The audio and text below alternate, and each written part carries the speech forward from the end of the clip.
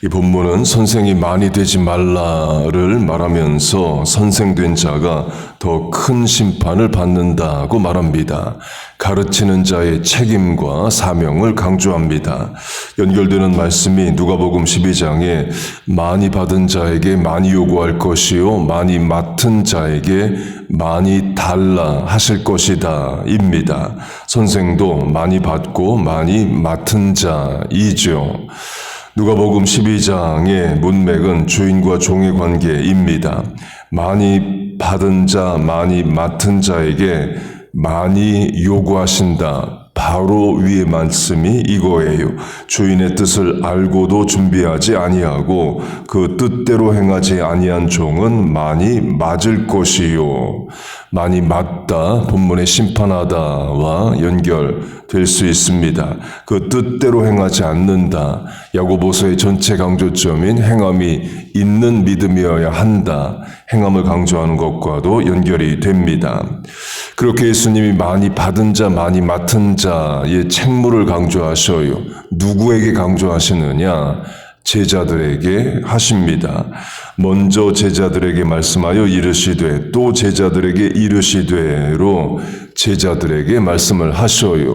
곧 많은 군중 무리가 아닌 제자들에게 말씀을 하십니다. 이유는 제자들이 결국 선생 가르치는 자가 되기 때문이에요.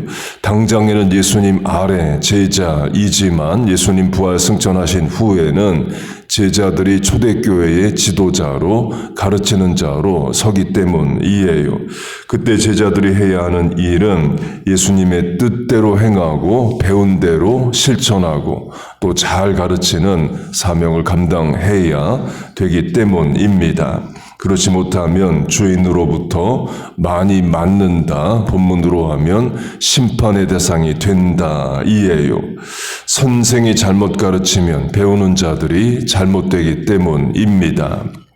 어제 유대교의 종교 지도자 그룹으로 제사장, 사두개인, 바리새인이 있다를 강조했습니다. 다 선생, 가르치는 위치에 있는 자들이에요. 이 중에서 사두개인이 위험합니다. 물론 예수님으로부터 정죄를 받는 바리새인도 위험합니다. 그런데 사두개인이 더 문제가 많아요. 사도행전 23장 사두개인은 부활도 없고 천사도 없고 영도 없다 하고 바리새인은 다 있다 하니라. 같은 유대인이지만 같은 성경을 보지만 바리새인과 사두개인은 정반대의 성경 해석, 신관, 신학을 갖습니다. 먼저 사두개인은 부활이 없다를 가르쳤어요. 부활이 없다는 것은 사람이 죽으면 끝이지 죽음 이후의 세상은 없다는 거죠.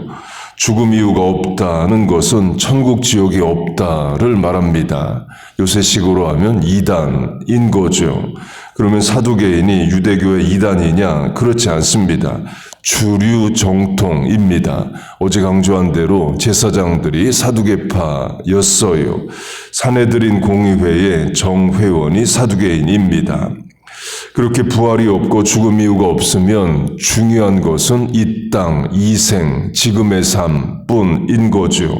그러면 관심, 목적, 소원은 전부 다 이 땅에서 잘 되고 이 땅에서 복을 받는 겁니다.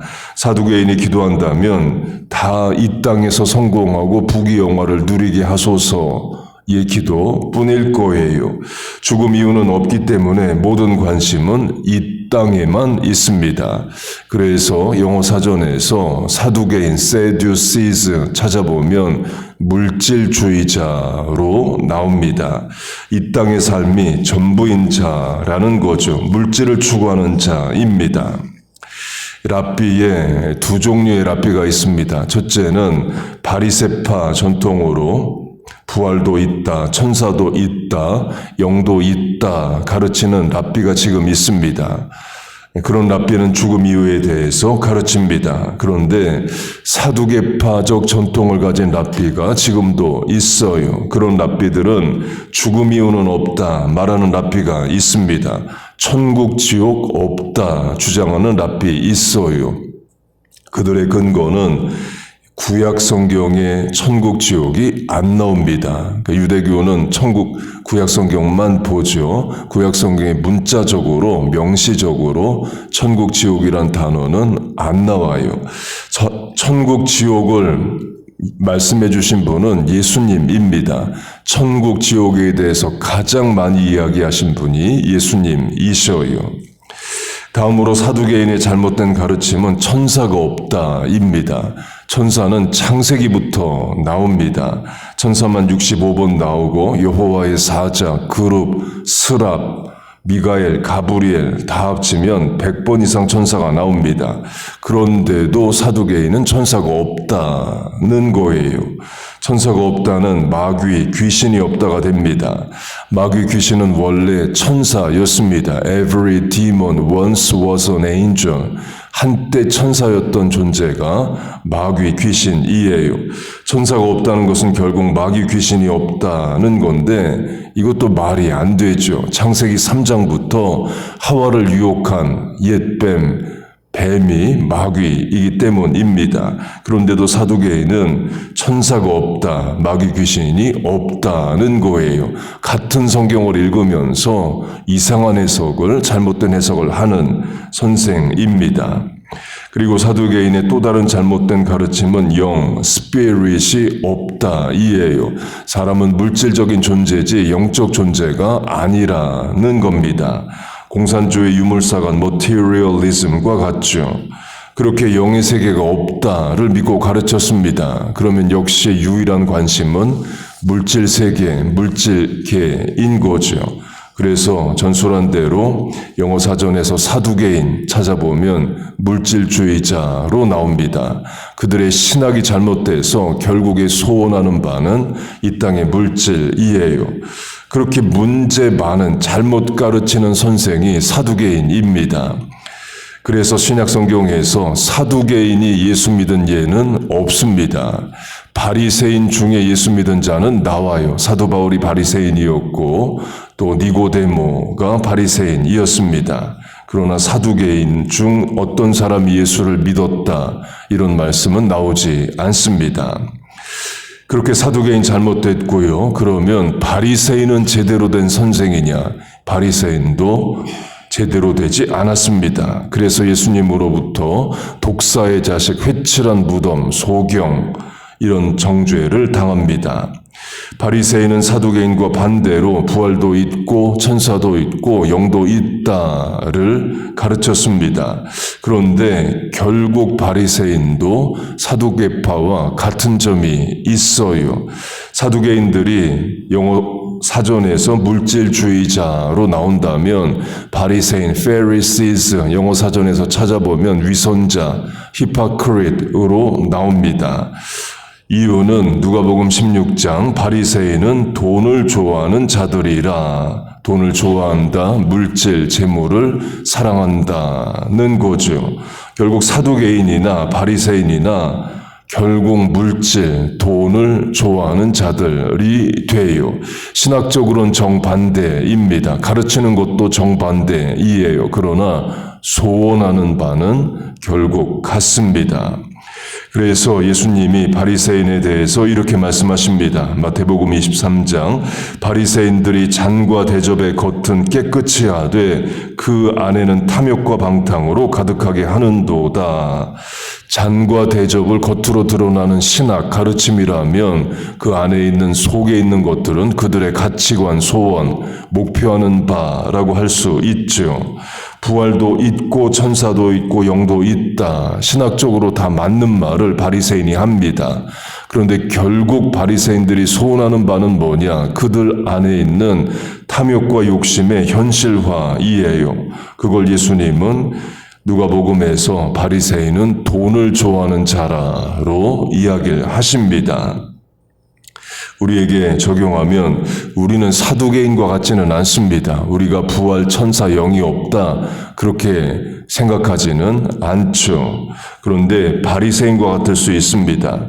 신학적으로는 옳아요. 그런데 결국 소원하는 바 내 기도 제목 보면 세상 사람과 다르지 않고 또 불신자들과 다르지 않을 수 있습니다.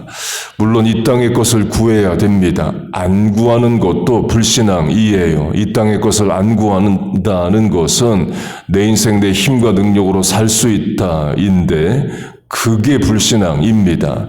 호흡하는 것도 또 직장에 출근하는 것도 학업도 다 하나님이 도우셔야 사는 거예요. 강조점은 우리의 소원도 거듭나야 된다입니다. 바리새인과 사두개인처럼 이 땅의 것만을 소원하면 안 돼요. 하나님 나라를 위해서, 하나님 나라의 도구인 교회를 위해서, 하나님의 일꾼들을 위해서, 맡은 사명을 위해서, 전도와 선교를 위해서, 교회 학교를 위해서 기도해야 됩니다. 먼저 그의 나라와 그의 의를 구할 때에 이 모든 것, 내 필요, 내 당면 과제를 해결하신다 말씀을 하십니다. 그 소원도 거듭나야 돼요. 기도 제목도 성장하고 성숙해야 됩니다. 예수 믿고 하나님으로부터 내가 어떤 복을 받을 수 있을까? 내 인생에 한계 제한이 있는데 전능하신 하나님으로부터 어떤 은혜를 받아 해결할까? 또 기도해야 되고 그리고 2차원도 기도해야 됩니다. 내가 남은 인생 하나님을 위해서 어떤 삶을 살아드릴 수 있을까? 맡겨주신 사명 감당을 위해서 나는 어떤 헌신과 충성을 할 수 있을까? 또 기도 제목에 들어가야 됩니다. 또 우리가 자녀에게 인생 첫 번째 교사, 부모는 자녀에게 첫 번째 교사, 가르치는 자이지요. 부모 자녀로 하면 부모는 자녀에게 많은 말과 권면, 훈계, 가치관을 전달합니다. 자녀들의 가치관이 부모로부터 온 차원도 많이 있어요. 그때에 우리가 자녀에게 선하고 믿음 있고 성경적인 가르침을 할 수 있어야 됩니다. 나이가 들면 자녀들이 더 젊고 전문성 있고 건강하고 사리 판단 더 잘할 수 있죠. 부모는 나이가 들어 늙고 약할 수 있습니다. 그래도 부모의 말 한마디에 권위가 있고 믿음의 말을 하고 그래 역시 부모님의 말이 맞아 이런 인정을 자녀에게 받으려면 부모가 먼저 하나님의 말씀에 바로 서는 자가 돼야 됩니다. 그래서 자녀에게 지나가는 말로 한마디를 해도 그게 자녀에게 각인이 될 수 있는 믿음의 부모, 말씀의 부모가 돼야 돼요.